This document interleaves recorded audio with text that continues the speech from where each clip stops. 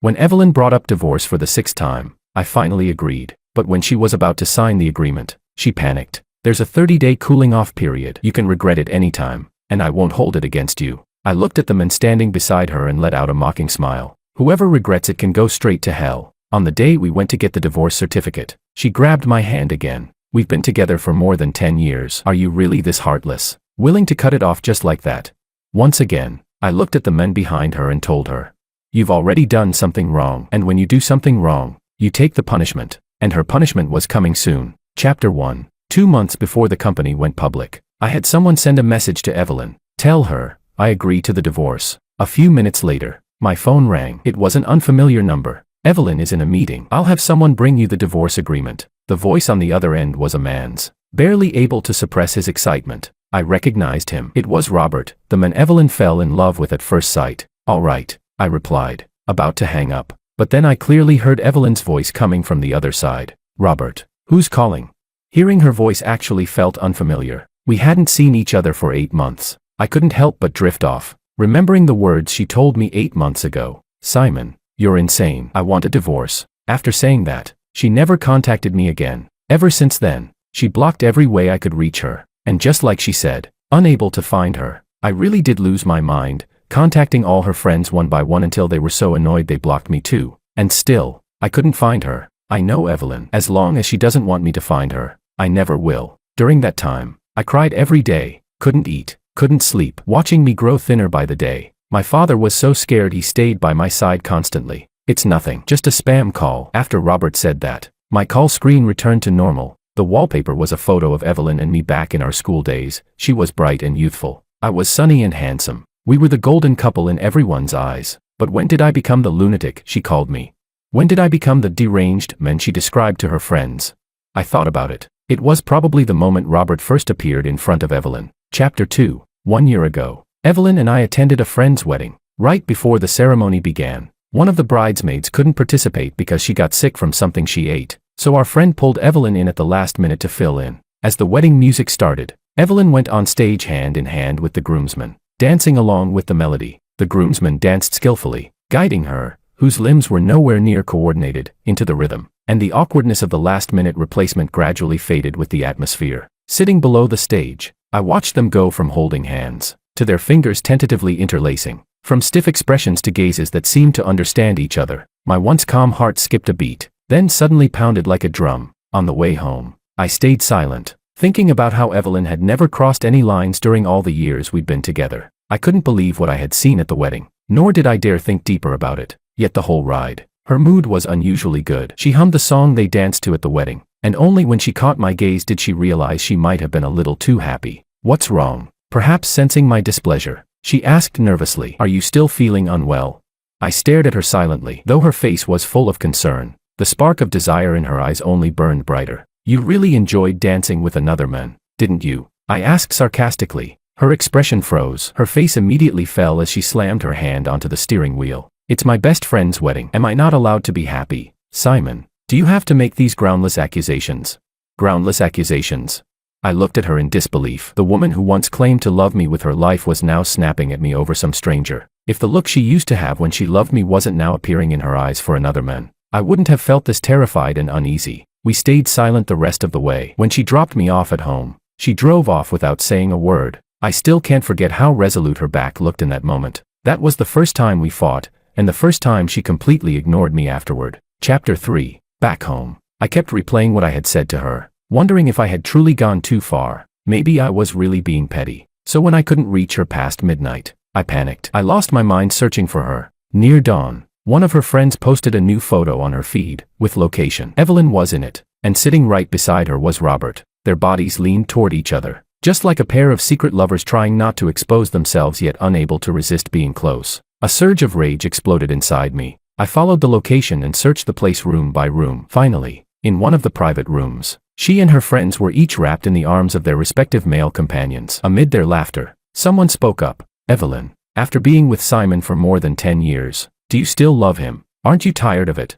The teasing voices overlapped. Evelyn exchanged a look with Robert, whose arm was around her. What are 10+ years of feelings worth? And what even is love? With my current status, don't I just have to say a few words or lift a finger to have whatever I want? He's old now, and his temper's gotten worse. How can he compare to younger guys?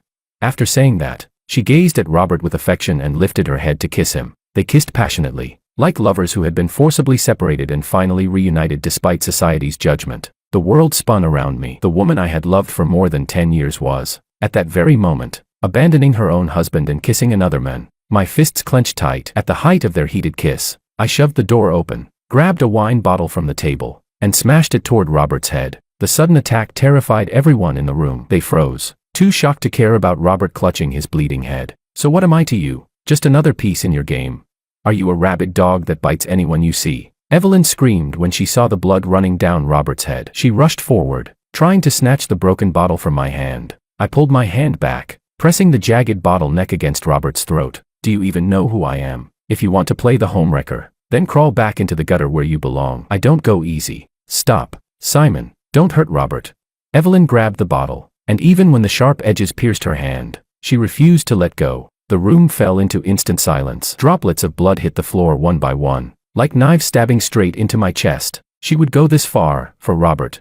Chapter 4. All of this felt like a dream. I loosened my hand, dazed and powerless, unable to believe what I had just seen was real. Robert held Evelyn's injured hand, his voice trembling with worry as he shouted, "We need to get to the hospital."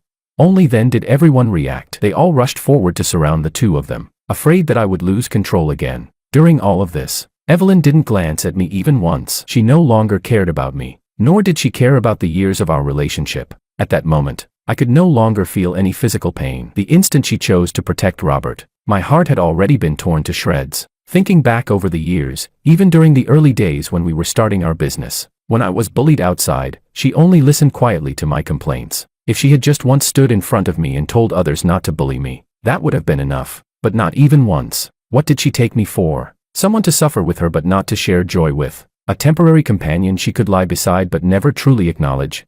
She must not have a heart. Otherwise, after all these years, even if she didn't love me anymore, just for the sake of our shared history, she wouldn't have thrown me aside like this. That night, I collapsed on the ground, clutching my injured waist in agony. When she learned that my old injury had relapsed, she didn't feel even a shred of guilt. Standing by the hospital bed, she spoke lightly. "I told you long ago, if your back wasn't healed, stop trying to act tough. No one forced you to save me. I really don't know why you insist on pretending to be some tough guy in front of others." She was telling the truth. She didn't force me. It was voluntary, blocking the car for her. Everything was voluntary. But hearing her say something so heartless, I finally lost all rationality and lunged at her like a madman. My hands clamped viciously around her neck. She struggled fiercely and pushed me away. Standing over me by the hospital bed, she glared down and spat out her demand for a divorce. "Simon, you're a lunatic. I'm divorcing you." I froze. My eyes instantly reddened. She actually wanted to leave me. So it's true, love appears in an instant, and disappears in an instant.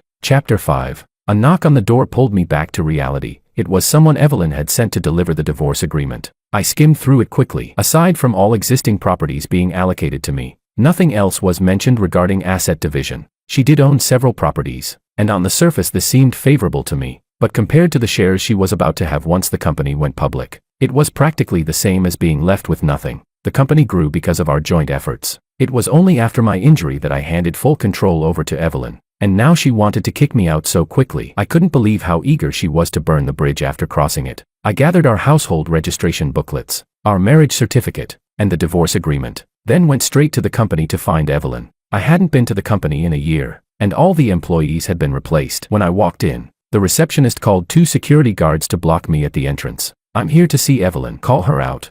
"Sorry, sir. Our boss is currently having lunch with her husband." The receptionist lifted her chin, and from her tone and the way she looked at me, it was as if I were some homewrecker causing a scene. Having lunch with her husband? I laughed coldly. So Evelyn was openly introducing Robert to the company as her husband. She was in such a rush. Did she forget that she still had a legal marriage with me? One that was still very much in effect.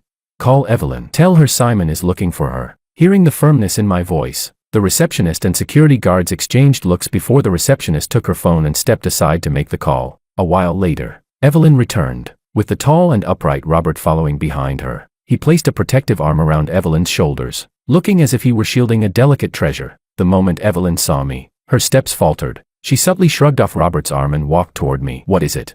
I handed her the divorce agreement. "I don't agree with the asset division written here." Chapter 6. What asset division? She frowned and questioned me. I froze for a second, then opened the page on the divorce agreement where the asset division was written and handed it to her again. You didn't even mention the company shares. Evelyn took it in surprise. After reading it over, she turned her head toward Robert behind her. She didn't speak, but the atmosphere was deathly silent. At that moment, it was obvious whose idea the original divorce agreement had been. Lowering his head, realizing he couldn't hide anymore, Robert tightened his grip on Evelyn's wrist and spoke hoarsely. You said he used the kid to tie you down. Now that he's willing to sign the divorce agreement, I thought we should cut things clean quickly so nothing unexpected happens. Evelyn fell for it instantly. Just moments ago, she had looked sharp and cold, but now her fingertips brushed over the back of his hand as her voice suddenly softened. Silly thing, why are you crying? For a moment I felt disoriented, as if I had returned to our school days, when we were secretly dating and got caught by the discipline director, our names broadcast across the whole school. I had been hiding in the equipment room, crying in the corner, and she kicked open the door, brushed her fingers over the back of my hand the same way, and stuffed tissues into my palm. Why are you crying? Later, when our startup crashed and burned, she squatted in the office surrounded by failed contracts and repeated the same line. It's nothing. It'll be fine. I used to think she only talked that way to me, never expected Robert to be the one she coddled like this. I laughed at myself. The love I once thought was solid as rock turned out to be worthless in the face of her so-called love at first sight. Evelyn turned to look at me, her eyes dark and unreadable. After a few seconds, she said, "Come to my office." She pulled out another agreement from the drawer. The asset division in this one included an additional 30% of company shares. I froze for a moment, then let out a cold laugh. So the divorce wasn't just something she said in anger, it wasn't entirely Robert's idea either. I exhaled slowly and was just about to sign when a hand stopped me. Are you really going through with the divorce? Her brows faintly knitted. I couldn't help but laugh. She was the one asking for a divorce. Why was she turning the question back on me?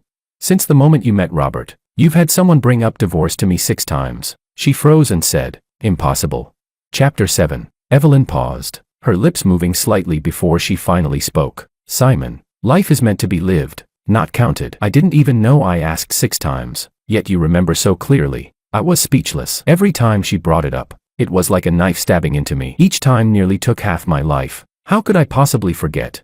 Seeing I wasn't moved, she still refused to lift her hand from blocking me. You really don't want anything else? She kept confirming. No. Convert the shares into cash. As long as I had money, I could start over again. As for everything else, the adulterous pair could enjoy it themselves. This weekend, let's go see Dad together. If he agrees, I'll let you sign. My hand trembled, tears falling uncontrollably as my body shook. Filled with rage, I raised the pen and stabbed it into the back of her hand. She yelped from the pain and let go instantly. I swiftly signed the agreement and walked out of her office. I'll wait for you at the Civil Affairs Bureau. When everything was done, I kept the receipt, planning to return after the 30-day cooling-off period. Evelyn followed silently behind me without saying a word. When I opened the car door, she stepped forward and grabbed my hand. What made you suddenly agree to the divorce? I shook off her tight grip and ignored her. What a bullshit question. You should at least tell me the reason. Simon, she insisted. The reason? Evelyn, you're really good at pretending to be oblivious. I looked at Robert behind her. It's because you couldn't control yourself, because you brought up divorce again and again, because you allowed your lover to humiliate me in public. There were far too many reasons. During these days, while I was breaking down and losing my mind, shamelessly begging her to come back and getting nothing, I suddenly woke up. What is love? What do more than 10 years of feelings even mean? According to Evelyn, they were things she could get just by saying a few words or curling a finger, and now the man she was cheating with was standing behind her. Yet she had the nerve to ask why I wanted a divorce. Judging from Robert's behavior in every situation, I realized something. Leaving Evelyn now was the best choice, because with that man around, she was going to face a disaster very soon. Chapter 8. Simon, during the 30-day cooling-off period, you can change your mind at any time. I'll pretend none of this ever happened. She was clearly panicking as she said it. Maybe she saw the determination in my eyes. Maybe she sensed that if she let go this time, I would never return. But even so, she still refused to let go of her so-called pride. I couldn't stand the look on her face. I raised my hand and slapped her. The crisp sound sent the words she was about to say straight back down her throat. Looking back on all these years, it seemed I had never truly found happiness with Evelyn. Everything I thought was devotion from her was merely because, in those difficult years, there was no one else who went through hardships with her. So once the difficult days were over, she simply returned to her true nature. She once said, "Look at those rich people, on the surface they act so loving as couples, but who knows how many lovers they keep outside." I asked her, if you became wealthy, would you be like that too?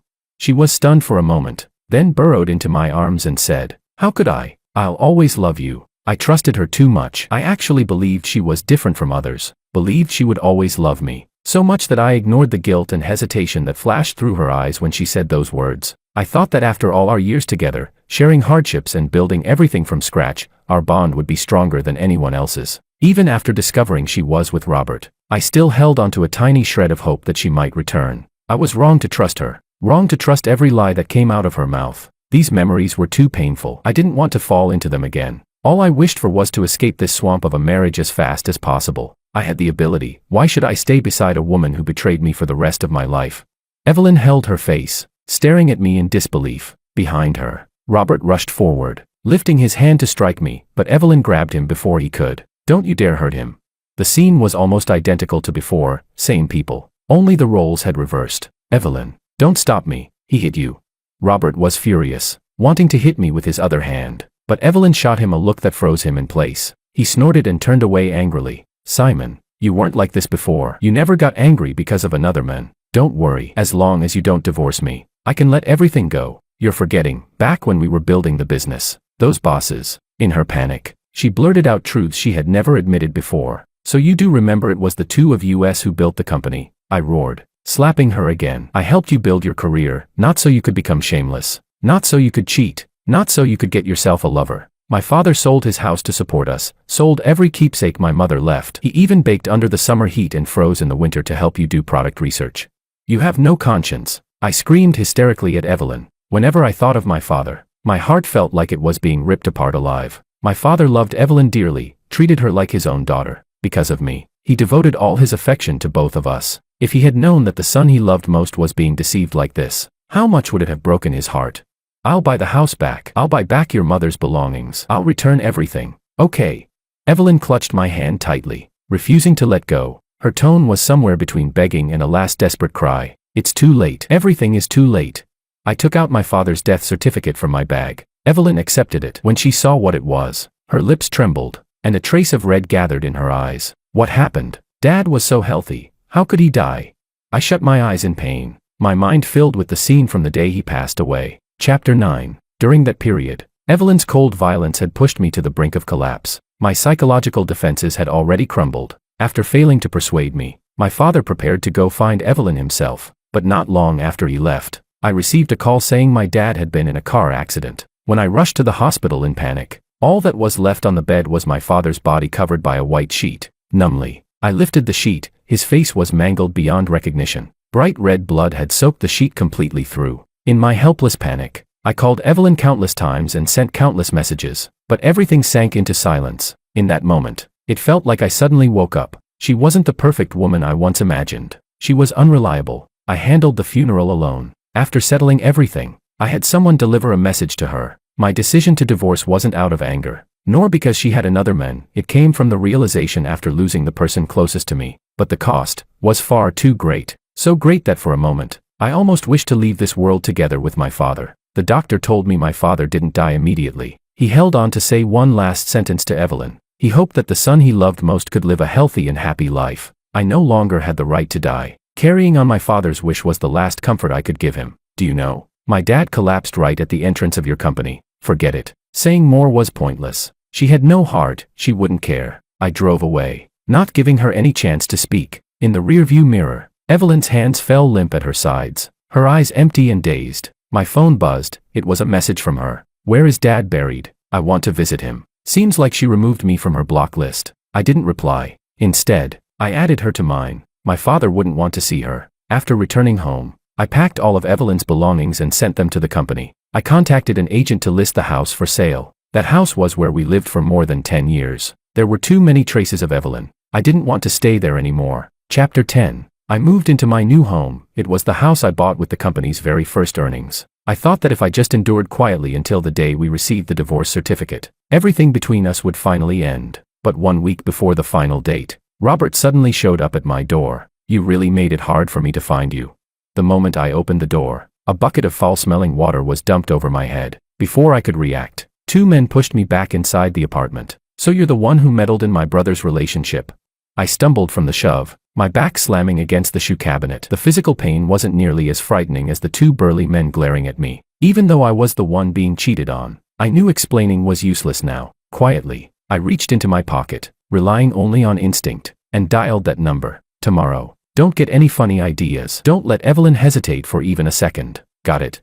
Robert slapped me hard across the face. A burning sting spread through my cheek immediately. I glared at him sideways, and strangely, it made me feel a hint of satisfaction. Seeing I wouldn't speak, Robert grew bored. He signaled to the two men and slipped out the door. The moment the door shut, the two men trapped me against the shoe cabinet, and in their eyes, toward me, appeared unmistakable lust. Shit, they were both gay. I understood instantly what Robert intended. Panic surged through me, and all I could do was silently pray that the call I had made would bring help soon enough. You look pretty handsome. Let's have some fun. Just as the words fell, the door was kicked open, and the man in front of me was knocked away with a single brutal kick. Chapter 11. Simon. Jenny rushed toward me, drenched in sweat, with several people following behind her. I gave her a faint smile to show I was fine. I had gambled correctly, not long after I bought this place. She bought an apartment in the building right next door. Since today wasn't a work day, she would definitely be home. Seeing this scene, the two burly men grew nervous. They backed out of my apartment only to realize Robert had already disappeared. As the sound of police sirens grew closer, the tightness in my chest finally loosened.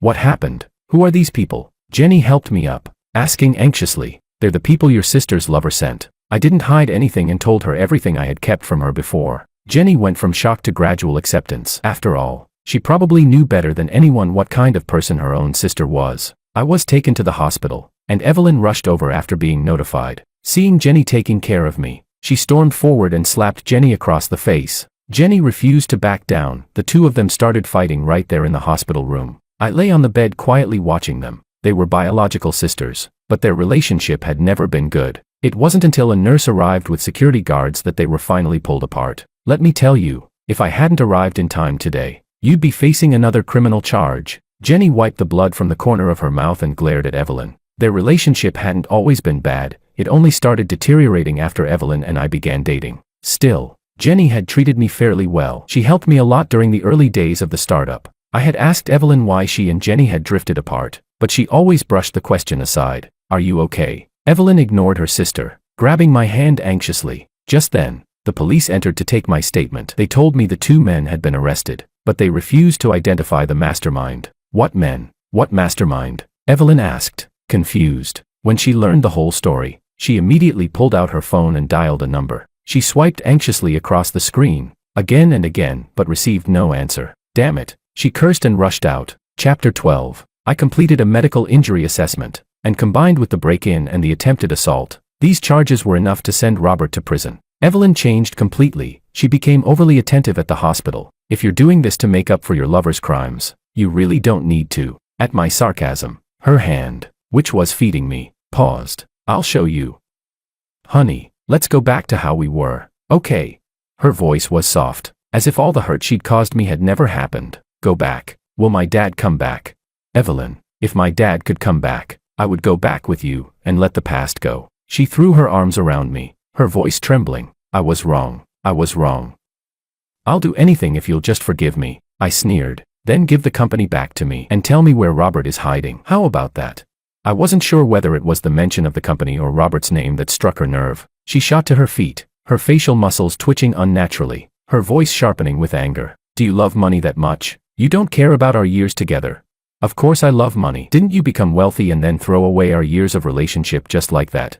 My voice was cutting, like a blade slicing through the last of her lies. She staggered back a step, then suddenly threw herself into my arms like a madwoman. Honey, having me love you is enough. From now on, I'll only love you, okay? I could no longer tell whether she was sincere or not, but her tricks didn't work on me anymore. What is love? The cheapest thing in the world. Just the upper lip touching the lower lip, who cares?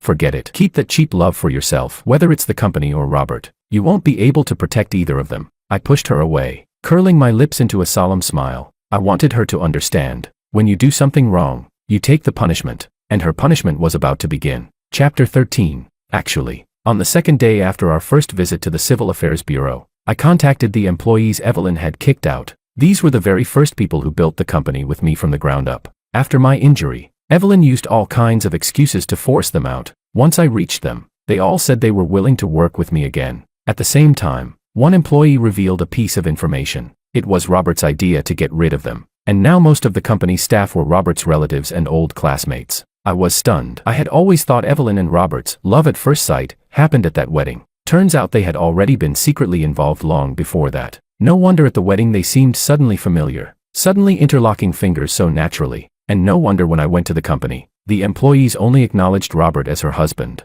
So everything was orchestrated by the two of them. I clenched my fists. After the moment of helplessness passed, I could only laugh at myself. But none of this changed the fact that I intended to take revenge. After being discharged from the hospital, I rebuilt the company, collected evidence, and on the day we finalized the divorce certificate, I prepared a grand gift for Evelyn. Just as the official seal was stamped, her phone rang. After answering, she looked at me with blame and fury. "Did you report it?" Evelyn grabbed my collar angrily. I didn't answer. I simply looked at her with a meaningful gaze. Since Robert's people had infiltrated the company, he would inevitably have had contact with the company's finances. Originally, the finance team was hired with a high salary by me, and Robert had driven them out too. Evelyn never handled this part of the company, so as long as I made a phone call to the tax bureau, whether there were problems or not, that was no longer my concern. My shares had already been cashed out for me. Even if the finances were clean, news like this would affect the company's listing. She lost all strength and let go of my collar, mumbling, "We built this company together. You're really ruthless. But you handed the company I worked so hard to build straight to Robert." I turned my head toward her. She froze, her eyes confused. "Robert has already been arrested. As for the company, just wait for the investigation results." Holding my divorce certificate, I walked away without looking back. Chapter 14. My work at the company progressed smoothly. Compared to the hardships of starting a business more than 10 years ago, everything now was practically effortless. Everything was slowly falling back into place. Evelyn's company was investigated for tax issues, and the plan to go public fell apart. Robert's family background was decent, and his parents came to me multiple times hoping for reconciliation. With both sides' lawyers present, we met once. He sat there nervously, all the former confidence gone. When he saw me, his eyes brightened with hope. "Simon, I was wrong. I'm willing to pay you however much you want. Just please sign the letter of forgiveness." Those two were my cousins. I lied to them. "If I go to prison because of this, my family won't survive. Please, I'm begging you." Like someone grabbing at a lifeline, he dropped to his knees trembling uncontrollably. "You really think I need your money, or that I'm easy to talk to? Where was all this humility when you were encouraging them to hurt me?" "Forgiveness is impossible." I gave him no hope. Every consequence he faced was self-inflicted. He should have known, this is a society ruled by law. Not everything can be solved with money, and the thing I lack the least is money. The light in his eyes dimmed little by little, leaving him looking pitiful. This was exactly the kind of weakness Evelyn adored. She always said I was too strong, always charging ahead, never giving her the chance to show what she could do. But she never understood, the reason I carried everything was because I cared for her. My care became dominance in her eyes. Because I could handle everything, she had the room to care for someone else. After leaving the meeting, I discussed the next steps of prosecution with my lawyer. I wasn't a saint. Every cent spent on him before the divorce was marital property. He owed compensation. And for orchestrating an attack on me, the law would give its own judgment. During evidence collection, everything proceeded smoothly. But I didn't expect that Jenny would come to my company because of Evelyn. Chapter 15. Her mental state is really bad right now. Jenny hesitated, as if there was something she couldn't bring herself to say. "We have no relationship anymore. Whether she's doing well or not has nothing to do with me." I was grateful that she had saved me, so I didn't speak harshly. Jenny said nothing more. She emptied her cup of coffee in one gulp. "I understand. I'll tell her." She was about to leave, and while I was walking her toward the elevator, she suddenly turned back. "You're single now, would you ever consider me?" I didn't understand what she meant and gave her a questioning look. It was me who told her I liked you back then. That's why she started paying attention to you. If I had confessed first, maybe things wouldn't have ended this way for you. Stop. Jenny was about to keep talking, but I really couldn't stand listening to this kind of cliché. Even if I had chosen you back then, my life wouldn't necessarily have turned out better. After going through a marriage like this, I'm even more certain that only I can give myself the life I want. As for what you just said, I don't agree. Thank you for arriving in time that day. If there's anything you ever need help with, you can come to me anytime. Jenny gave an awkward smile. You're still exactly the same. You haven't changed at all. I extended my hand and offered her a polite, professional smile. She took my hand and returned the smile. She and Evelyn had become estranged because of me, and because of me, they somehow reconciled. That's how relationships between people often are, always changing because of one person, or one moment, or one choice. Chapter 16. Robert's case at the court had already reached its final stage. His 2 cousins were sentenced to prison terms, while he received probation and residential surveillance. I was very satisfied with this outcome. Evelyn, because her company was involved in tax violations, was fined heavily, and no one was willing to work with her anymore. When the public notice came out, I had just gotten off work. Our accountant, Pilar, called me over to look at the news. This is the consequence of betrayal. No, the lesson is that following the law and paying taxes properly is what makes someone a good citizen. After reading it, I corrected her. Pilar nodded rapidly. Right, you're absolutely right. I started the car, and the moment the headlights lit up, a dark figure stood right in front of it. Looking closely, I realized it was Evelyn. Her lips were dry, her eye sockets sunken, her gaze empty. In just 2 months, she looked like a completely different person. I honked, but she didn't move at all. We stared at each other like that for nearly 2 minutes, until Pilar rolled down the window and shouted, "Good dogs don't block the way. Can I talk to you?" Evelyn finally said. Pilar looked at me nervously and gave me a "don't do it" kind of expression. "Say it here." Pilar isn't an outsider. I lowered the window slightly, trying to avoid direct contact with her as much as possible. She gave a helpless smile, and when she tilted her head, I saw tears sliding from the corner of her eye. We've been together for more than 10 years, and today I finally realized, I don't know you at all. If, and I mean if, I tried to pursue you again, would you give me a chance to know you?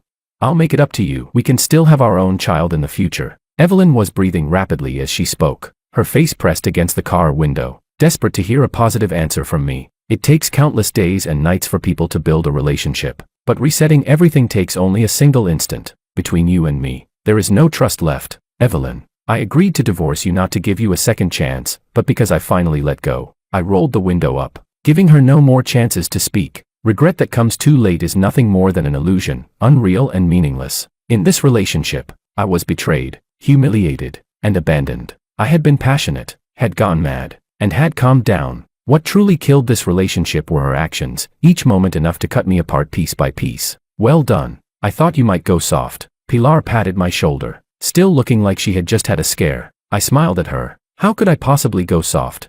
The relationship part was over, but the other matters. I hadn't even started. Driving out of the underground parking lot, a streak of sunset painted the exit in red. I glanced at Pilar. See, our company is going to shine.